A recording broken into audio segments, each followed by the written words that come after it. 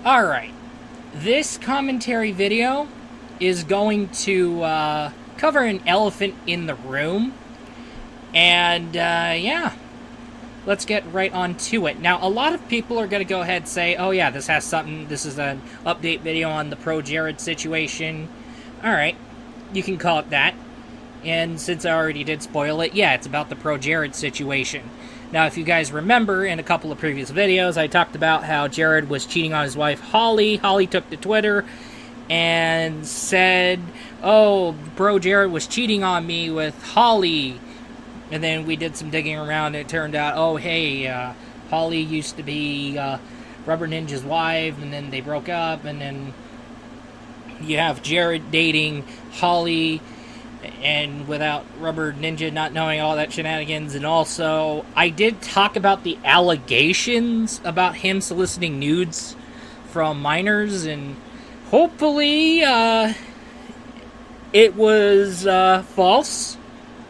And I did say that I hope it was false. We fast forward to now.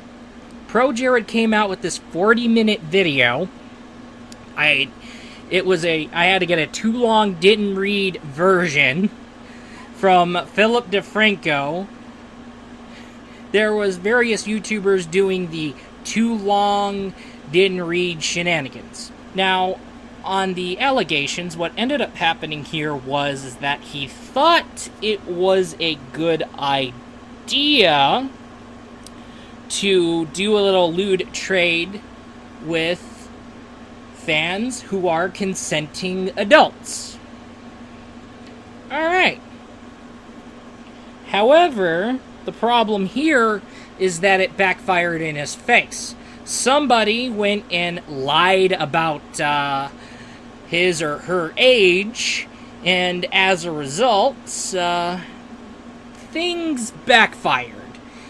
And however, when it came to a couple of people going forward about the allegations, one of them, it was proven that the accusation was rendered invalid, and basically Projared came out innocent on those allegations. It's just that he thought it was a good idea as long as there were consenting adults, and it backfired in his face. Now, as for the cheating allegations, it turned out that it was a relationship that really wasn't working out. It was stagnating, the relationship was falling apart, and, yeah, Jared tried to break up with her and all that kind of jazz. So he was innocent on the cheating allegations. So, basically, the relationship between Projared and Heidi wasn't working out, and Jared was trying to break up with her, and also he wanted to do lewd trade with fans as long as they're consenting adults, and it backfired in his face. So, here we go. Now, first off, I'm glad Jared was innocent on it. He just thought it was a good idea as long as they're consenting adults, and it backfired in his face. So, thank goodness. And as for the cheating allegations, the relationship wasn't working out in the first place, and he tried to break up with her. So, yeah, I think the problem here is that we should have gotten Projared's side of the story in the first place. And a big yikes for me, too, because I ended up having that mindset, too. Ugh. It's like, I don't even know who to believe anymore, but I gotta... Yikes. Sincerest apologies to Projared. Alright, let's move on. I'm just gonna go ahead and say it. I am just so goddamn done with covering YouTube drama. I used to cover on pieces of YouTube drama as long as they have something to do with video games, technology, and anime, and shenanigans involving anime, gaming, and technology. Yeah, I'm just about done with YouTube drama now, because really, it's hit to this point. But however, at the same time, I get that video game news is running slow, because, yeah, you have all that shenanigans. But, yeah, the reason why I'm covering on YouTube dramas, that way I could find, like, a news story to cover on and talk about, because I do news-related stuff. And I've made it a habit on doing news-related stuff. It's kind of like the situation with Scarce, and it's kind of like the situation with Drama Alert. They're both talking about YouTube drama. Oh, why don't they talk about video game news?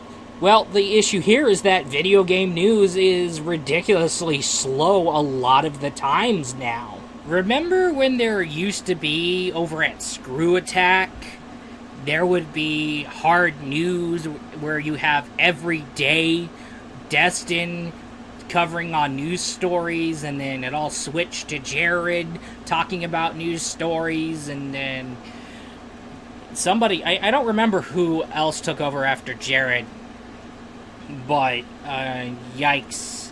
I wonder, till this day, is hard news still around? That's kind of the situation here. But if it's anything to sum up the whole Jared situation, and as well as a certain incident I really cannot mention because certain conditions of it, it kind of brings me to kind of realize we let this cancel culture get way too far. And I think, to be honest here, we need to just back away. Just back away from the shenanigans. And we just need to ignore, oh yeah, this guy did this, this guy did that. We should probably ignore it because we don't even have the other person's side of the story. Yeah, that person came out with proof and receipts, but what about that other person's side of the story? His defense. However, unfortunately, we've created a monster, and that monster is cancel culture.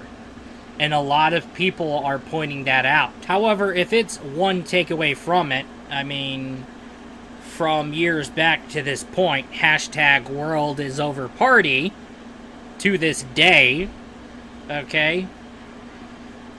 So, with that said, hashtag world is over party, because it's not just one person, one celebrity. It's the entire planet Earth. The world. The world is canceled.